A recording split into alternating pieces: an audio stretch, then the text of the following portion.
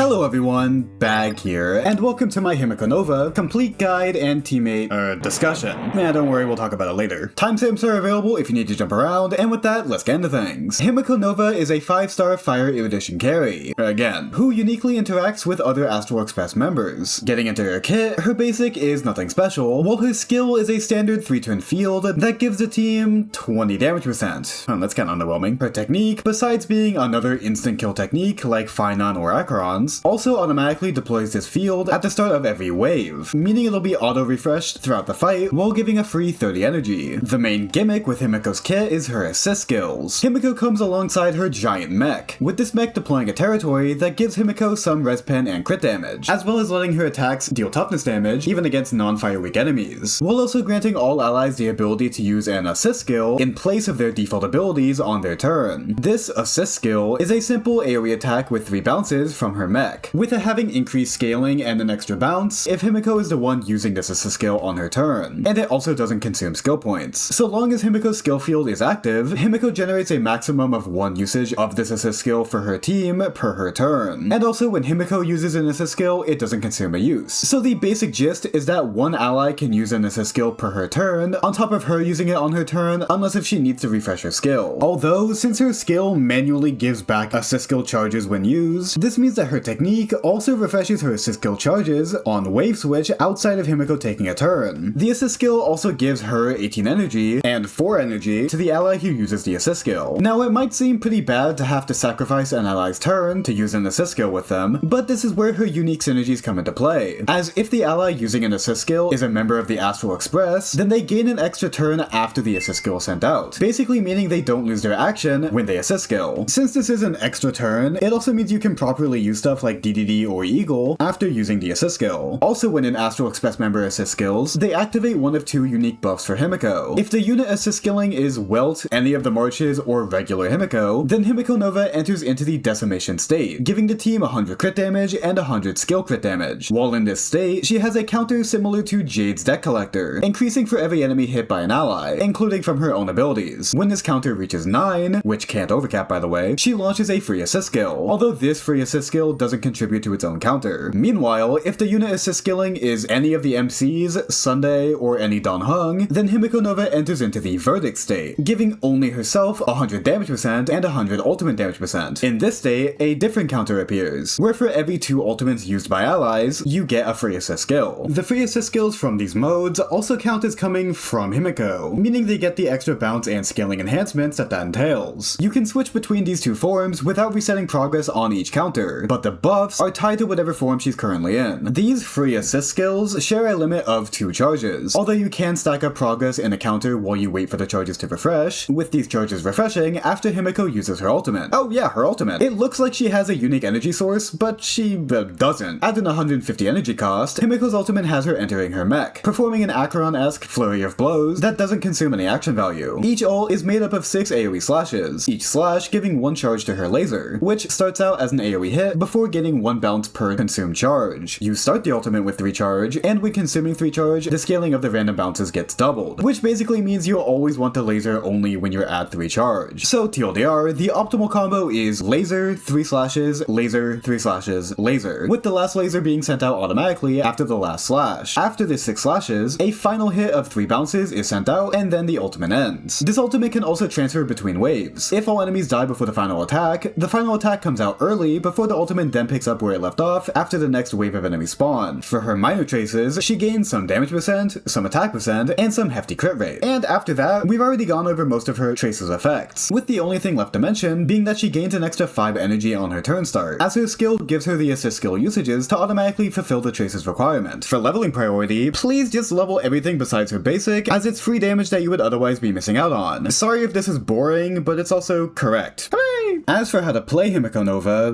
well, it depends. Himeko has 2 different playstyles, mono mode or mode switching. When sticking to one mode, there really isn't much to her rotation. You get your assist skills out from her and the team whenever possible, you ult when you can, so long as you aren't missing out on potential free assist skills, and you play out the rotation that your team is speed tuned around. This can lead to some complications with buff up time, in, for example, a Sunday Sparkle team, where you would need dipped to assist skill ahead of Sparkle, or else the assist skill would be wasted, but doing so means that assist assist skill doesn't have Sparkle's buff, as its 2-turn evasion is used up by Sunday. But other than weird speed tuning hiccups like that, mono mode Himeko is a very binary carry with a rotation that doesn't really have much on-the-fly planning needed, besides picking who is the assist skilling ally on each of Himeko Nova's turns. I'll go more into comparing between the strengths of the two modes in the team section, since a lot of it depends on the teammates themselves, but for now, I'll just go over their general game plans. Solo Verdict teams are more focused on assist skill spamming and ult frequency, where most of the time, you won't be able to consume charge as fast as she generates it from her ultimate. This is fine, since even if you are wasting charge by ulting on her before running out, you're still assist skilling as often as your comp allows. It's just that you're generating charge faster than you can consume it. Solo Decimation teams focus instead on raw buffing. You consume the free assist skill charges a lot easier, but Himeko takes less turns and has a slower tempo of ultimates. Genuine solo Decimation teams are honestly a bit rare, just due to how easy it is to slot in Verdict teammates, and you can make the sweeping generalization of Decimation is the better mode, but it has worse teammates. Essentially meaning any team can be a solo Decimation team if Well is on it, even if there are also other Verdict teammates alongside him. The mode is also obviously tied to the enemy count for its charge consumption, although even in lower enemy count fights, it can still be faster than Verdict depending on the team's current energy situation. Mode switching seems to be a way to get the best of both worlds. You get the action advance utility from the Verdict moders, while having the more optimal buffing and faster free assist skill charge consumption of Decimation. The hiccup with this is that mode switching back and forth is just very jank, since you can only change her forms once per her turn, meaning that while a mode switch might make sense in the short-term context, the long-term context might be hard to manage. Decimation mode is better by default in buffing skill damage, on top of usually also being easier to stack with depending on the enemy count, so burning through her charges in Decimation mode before switching to Verdict mode to ult would be the optimal game plan, so long as you can manage the time spent in Verdict mode immediately afterwards before switching back to Decimation. Switching to Verdict mode is always dicey when Decimation mode has so much going for it by default, but the usual cases are A. You need to in order to use an assist skill before Himeko's turn, B. You have ults lined up to consume charge, and that faster charge consumption is actually needed, as otherwise consuming that charge in Decimation mode will be better for damage, or C. You specifically need more ultimate damage and are able to deal with the lack of Decimation mode's benefits afterwards, either through hitting damage thresholds anyways, the fight ending after the ultimate, being able to switch back fast enough, etc, etc. You can plan for this by ordering your units around Himeko's turn, but keep in mind that action advances and speed differences can make this order drift over time. This also depends on the used teammates. RMC's action advance lets you be more flexible with where Himeko's turn is compared to the rest of the team, allowing for quick double changes, as well as introducing a lot of weirdness with making sure one teammate assist skill is used before Mem action advances her turn, which can result in unideal mode swaps or wasted assist skills. Meanwhile, Sunday wanting to assist skill on each of his turns before action advancing Himeko with his free extra turn means that you are either forced to be in Verdict mode for a large portion of the fight, or you intentionally don't assist skill on Sunday, which is a huge waste of damage and resources. I wouldn't say mode switching with Himeko is expected or required, as its flexibility is difficult to utilize, but in the same way that there's no distinct advantage in purposely using a solo mode team, besides freeing up team comp requirements, there's no distinct disadvantage in mixing mode givers in the same team, even if you aren't actively mode swapping. If mode swapping is uniquely advantaged in a fight, then go for it, but you can get away with sticking to one mode for an entire fight, most of the time, which again we'll talk about with her teams. So, outside of mode switching, which holds like 90% of Himeko's interesting gameplay decisions, there's again not really much to say without a player. Her ultimate is just a big hit of damage that can transfer between waves, which is pretty self-explanatory on how to utilize. Her skill usage might be difficult to contend with, especially if you're using action advancers, but again that can be helped through it being auto-refreshed on wave switch, and she does also have the modern unit, I have a shit ton of bounce attacks type of kit design. That means that her damage is both flexible based on enemy counts, while also being very susceptible to be wasted on irrelevant enemies, so planning your resource usage around that would be smart. The other complications from her runs come from the hiccups from her teammates, such as their debuff uptime or shaky ult rotations, but in making sure you get the most out of her damage, at a baseline, you should find her to be relatively simple. I'll plug you to subscribe. We are finally out of the June drought of nothing to talk about, so if you want to hear more from me on the other 4.4 units, or anyone else in the future, then sub. Also, we're really close to 50k, so helping me get there would also be really cool, I think. Okay, back to the vid. Building Himeko is pretty simple. For main sets, she has a set that is made for her, so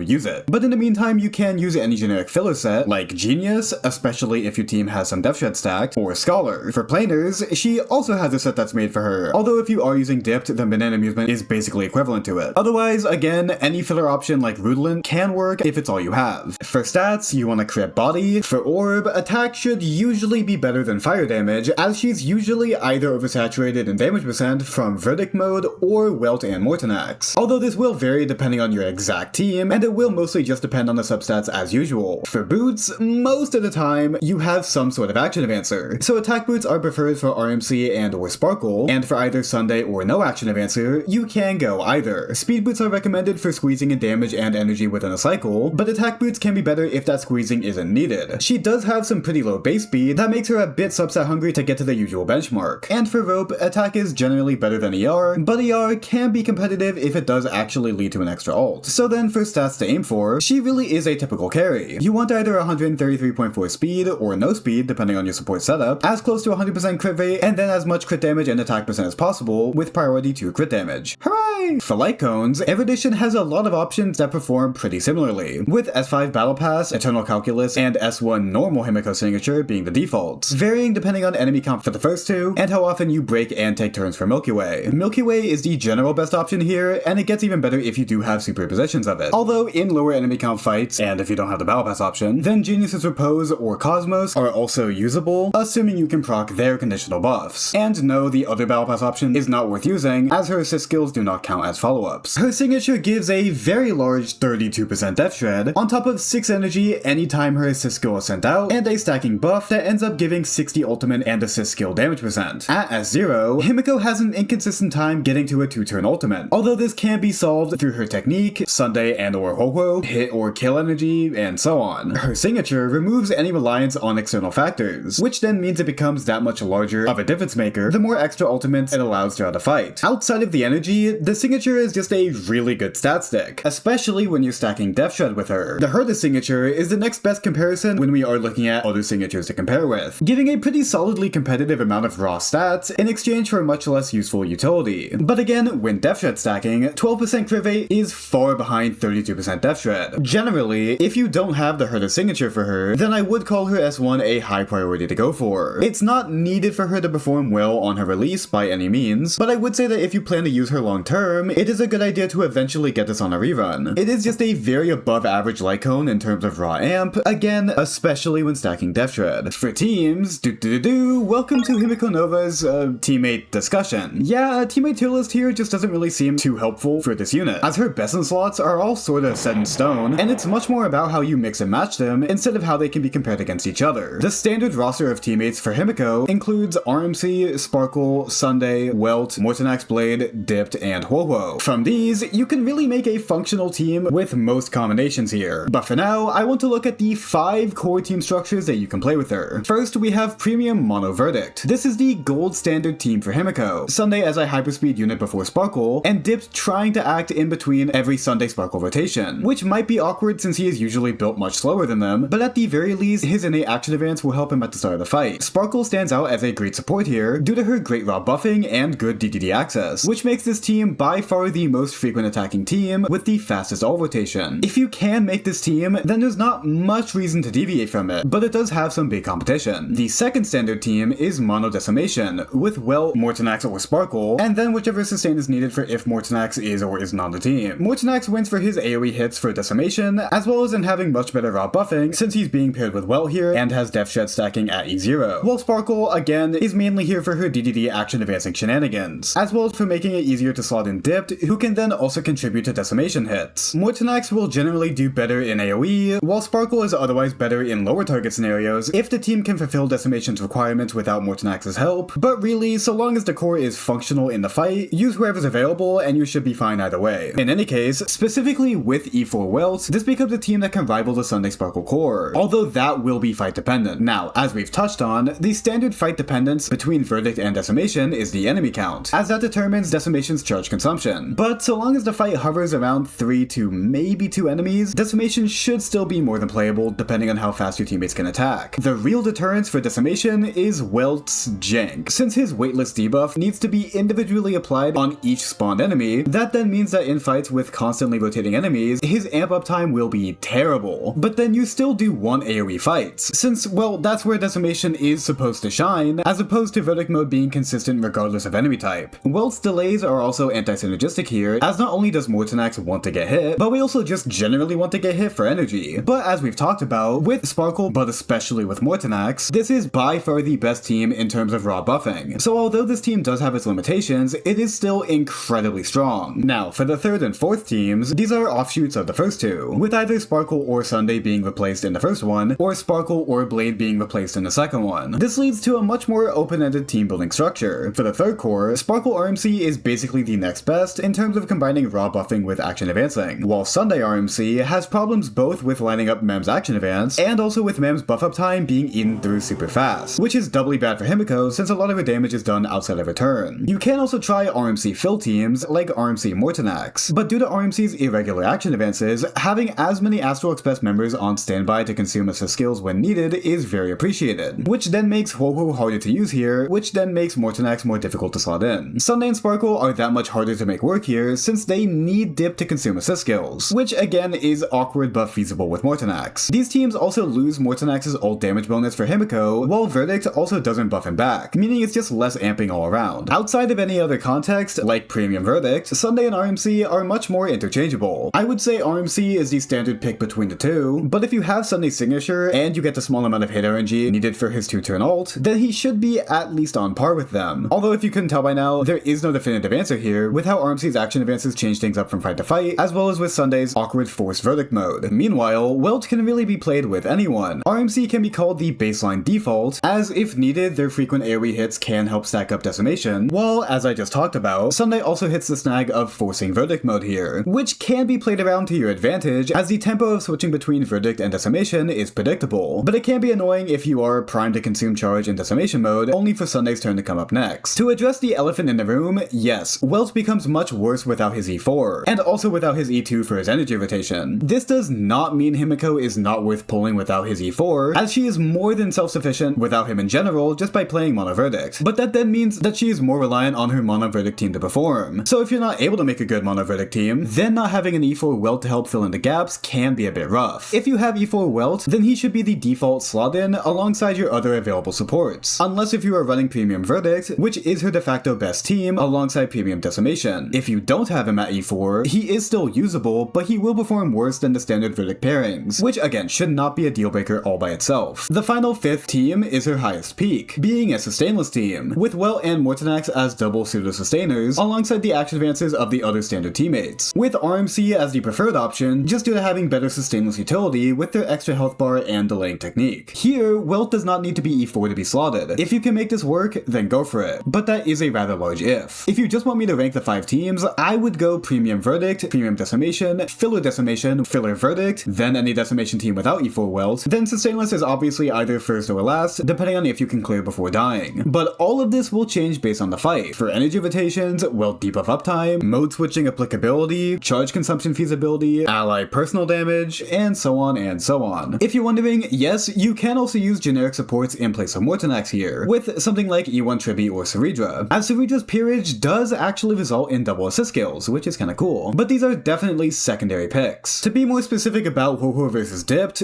is the default for being a Verdict giver, and then just generally being better for buffing and providing a solid amount of personal damage with Soul Dragon. But in teams that can afford to replace Dipped without completely falling apart, then Ho-Ho is a very solid alternative, with how important energy is for Himeko's overall game plan, pushing Verdict ultimate rotations for her and the other teammates, while giving her more assist skill charges faster for Decimation. So it really is just a use who is available situation, but in general Dipped will still be preferred. And I've also just written Hunt March here in the script. You can use her as a Welt replacement in places where his debuff uptime is truly terrible, but at that point you should really just put the Verdict in the bag. Lastly, we have her Eidolons. Her E1 does a lot of things. It gives her 1 extra charge of her free assist skill, it reduces the number of ults needed in the Verdict state by 1, and reduces the needed number of enemies hit in the Decimation state by 3. And when Himeko herself is the one using the assist skill, it gains yet another extra bounce. So TLDR, this Eidolon is focused on making her free assist skill charges much more easy to spam, which obviously benefits Verdict through making it much more easy to actually consume charges, while also benefiting Decimation since it's the form that actually buffs assist skills better. More assist skills then also means more energy, leading to a faster ultimate rotation that can somewhat match the utility of her signature's extra energy. Between E1 or S1, the basic idea is that S1 is better unless if you have the Herta signature, in which case E1 takes priority. Although this depends on how close the Herta signature is from her own, which then depends on the mode that she's being played in. Verdict and Decimation gain a lot of added utility from her E1 that can make it generally better in specific situations, where the faster attack frequency is more impactful skill than the much better raw amp. But even then, I would still overall recommend S1 for being cheaper. Both are really strong though, so you can't really go wrong with either. We'll continue that discussion with her E2, which gives an extra assist skill usage per Himeko's turn to the team, as well as giving a flat 1.3 times damage multiplier to all of her damage. It also makes it so that non-Astral Express members still gain an extra turn when assist skilling, letting you more easily consume these extra assist skills, while also gaining more flexibility in being able to assist skill without being forced to form change. Having 2 charges also means that you can spam both of them in a single ally's turn by using the second one on their given extra turn, although that second usage will consume that extra turn instead of giving them another one. The obvious comparison here with Himeko's investment is to Finon. At release, this investment isn't really needed, but again, all of these investment points are really good, so if you care about her long term, the investment is worthwhile to at least go for on her first or maybe even second rerun. The main difference here is that unlike Finon, her power spike isn't mostly held in her E2. Although don't get me wrong, it is her largest single power jump, but still, E1S1 should be relatively close to E2S0, unless if you, say it with me now, have the her signature to give her instead. Her E4 gives the free rest pen from her mech to the rest of the team, as well as giving herself an extra 10 rest pen. 10 rest pen for an E4 is okay, but obviously not worth going for by itself. And her E6 gives 20 rest pen, while increasing the max laser charge within her ult to 6, adding an effect to where when an ally uses or triggers an assist skill, the assist skill gets an extra 75 damage percent, and she gains a laser charge. Then, her slashes generate an extra charge, and the laser now has an extra AoE hit of damage when consuming 6 charge. With the extra generation from the slash, this basically means that you should be able to do the same standard combo, so long as you get an extra 3 charge beforehand through having 3 teammates use an assist skill. Which, I mean, yeah, that should happen before most of her ultimates. It's a very good E6, but at this level of investment, I would definitely hold off on fully going into her investment until we know more about the future of her team. Unless if you're just fully committed to go for her over any other logical reason, in which case, have fun, but spend responsibly. And that's everything. Going to the channel member corner, we have LightDRMZ as our next new 6-month member. Thank you so much for your support as always, and with that, look forward to my videos on Rin and Gilgamesh in the coming weeks, and until then, I hope you all have a great rest of your day. Bye!